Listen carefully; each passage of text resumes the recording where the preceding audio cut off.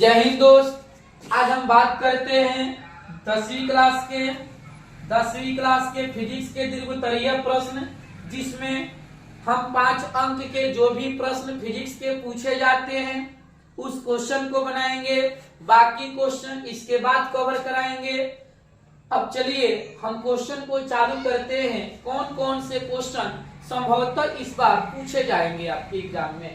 पहला क्वेश्चन है, समानांतर क्रम और श्रेणी क्रम के समतुल्य प्रतिरोध का व्यंजक प्राप्त करें या R बराबर R1 plus R2 plus R3 सिद्ध करें या 1/R बराबर 1/R1 plus 1/R2 plus 1/R3 सिद्ध करें।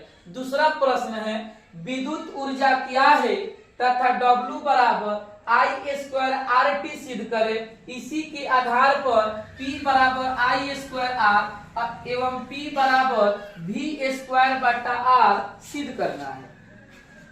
सारे प्रश्न हैं जो परीक्षा में पूछे जाते हैं। चलिए सबसे पहले देखते हैं समानांतर क्रम और श्रेणी क्रम के समतुल्य प्रतिरोध का व्यंजक कैसे निकालेंगे। चलिए देखिए, सबसे पहले हम निकालते हैं श्रेणी क्रम का। 1 नंबर में निकालेंगे श्रेणी क्रम के। सबसे पहले निकालेंगे श्रेणी क्रम के कि श्रेणी क्रम के प्रतिरोध कैसे निकाला जाता है। देखिए फिगर आपका तो सेम है। 3 प्रतिरोध लेंगे R1 R2 R3। 3 प्रतिरोध लेंगे R1 R2 R3।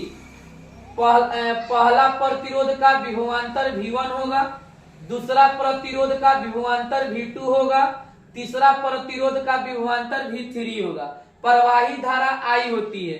श्रेणी क्रम में I का मान अचर होता है, धारा का मान अचर होता है। देखिए सबसे पहले आता है ओम के नियम से। सबसे पहले आता है ओम के नियम। सुनिए, सबको पता है ना, सबको पता है कि ओम का नियम होता है V बराबर I इंटू R। सबको पता है ओम का नियम होता है V बराबर I इंटू R।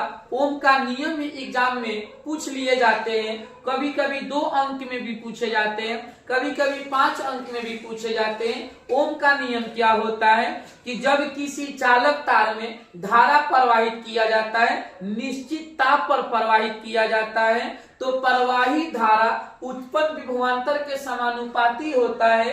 V समानुपाती I, यानी V बराबर I इंटू R। R एक कांस्टेंट राशि होता है।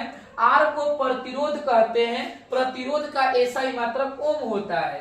तो ये ओम के नियम से V बराबर I इंटू R, यह ओम के नियम से फॉर्मूला होता है।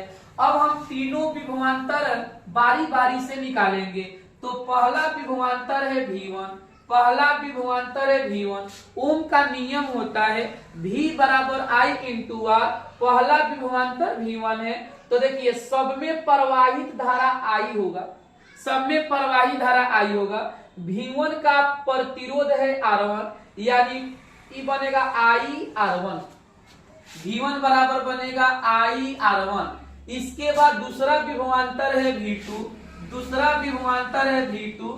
तब V2 में भी प्रवाही धारा I है, तो IR2 क्या बनेगा? ये बनेगा IR2, ये बनेगा IR2। तीसरा विभवांतर है V3। तीसरा विभवांतर V3, तब V3 का प्रतिरोध R3, तो IR3, ये बन जाएगा IR3। अब हम तीनों विभवांतर निकाल लिए। V1 बराबर IR1, V2 बराबर IR2, V3 बराबर IR3। अब हम यहाँ पर निकालेंगे कुल विभव। यहाँ पर निकालेंगे कुल विभव। कुल विभव यानी V बराबर, तीनों को जोड़ेंगे, V1 plus V2 plus V3 plus. चलिए V का फॉर्मूला देखते हैं। तो V का फॉर्मूला है I इंटू R। V का फॉर्मूला है I इंटू R। V1 का फॉर्मूला है I इंटू R1। V2 का फॉर्मूला है I इंटू R2। V3 के फॉर्मूला है I इंटू R3।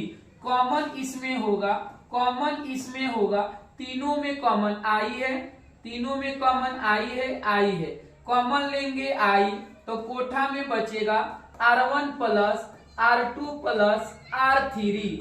अब इसमें हम काम करेंगे, आई से आई को काटेंगे तो हमारा R बराबर होगा R1 plus R2 plus R3। चलिए ई हमारा हो गया श्रेणी क्रम का समतुल्य प्रतिरोध। हमें आशा है कि आप लोग को समझ में आ गया होगा। अगर आ गया होगा तो कहिए आगे की ओर चलते हैं, क्योंकि श्रेणी क्रम तो सिद्ध हो गया। इसके बाद हमको समानांतर क्रम में भी सिद्ध करना है। आपको श्रेणी क्रम में बस इतना ही ध्यान पर रखिएगा कि V बराबर V1 plus V2 plus V3, I R है तो R1 R2 R3 करके आई कॉमन लेके काट दीजिएगा, आपका श्रेणी क्रम का समतुल्य प्रतिरोध सिद्ध हो जाएगा। चलिए अब हम श्रेणी क्रम के बाद चलते हैं समानांतर क्रम में। देखिए समानांतर क्रम के समतुल्य प्रतिरोध कैसे होगा। समानांतर क्रम में प्रतिरोध को ऊपर नीचे करके जोड़ते हैं। पहला प्रतिरोध R1 है, दूसरा R2 है, तीसरा R3 है। प्रवाही धारा I1 है, I2 है, I3 है। इसमें वोल्टेज कांस्टेंट है। अब हम इसमें काम करेंगे, सबसे पहले ओम के नियम लिखेंगे। सबको पता है ओम का नियम। सबसे पहले लिखेंगे ओम के नियम। तो ओम के नियम होता है, ओम के नियम होता है V बराबर I इंटू आर। एजा से I का फॉर्मूला बनाएंगे, V बटा R होगा। एजा से I के फॉर्मूला बनाएंगे, V बटा R होगा। V बराबर I इंटू आर, I के फॉर्मूला बनाए, V बटा R हुआ। अब हम तीन गो धारा है, I1 है, I2 है, I3 है, तीनों निकालेंगे। देखिए कैसे निकालेंगे। सबसे पहले निकालते हैं I1। तो I1 निकालने के लिए फॉर्मूला पहले ध्यान दीजिए, V बटा R है। V बटा क्या है? R है। तो देखिए I1 का रेजिस्टेंस प्रतिरोध R1 है, I1 का प्रतिरोध R1 है। अब लिखेंगे I2, यानी I2 निकालेंगे तो V बटा R। तो I2 का प्रतिरोध R2 है, I2 का प्रतिरोध R2 है। अब निकालेंगे I3। तो देखिए फॉर्मूला तो लिखेंगे V बटा R, लेकिन I3 का प्रतिरोध R3 है। तीनों धारा निकाल लिए तो इसमें अब कुल धारा का मान निकालेंगे। कुल धारा का मान यानी I बराबर, कुल धारा का मान I बराबर, जैसे श्रेणी क्रम में तीनों विभवांतर को जोड़े थे, समानांतर क्रम में तीनों धारा को जोड़ेंगे। I बराबर I1 plus I2 plus I3। I का फॉर्मूला है V बटा R और I1 का फॉर्मूला V बटा R1। V बटा R1, I2 के फॉर्मूला V बटा R2, I3 के फॉर्मूला V बटा R3। अब सुनिए ना, ऊपर में ना तीनों में V कॉमन है, ऊपर में तीनों में V कॉमन है, तो V को कॉमन लेते हैं। देखिए साइड में अगर कुछ नहीं है तो एक है, तो बच गया 1 बटा R1, 1 बटा R2, 1 बटा R3। अब हम काम करेंगे, V को V से कटाएंगे तो 1 बटा R बराबर 1 बटा R1, 1 बटा R2, 1 बटा R3।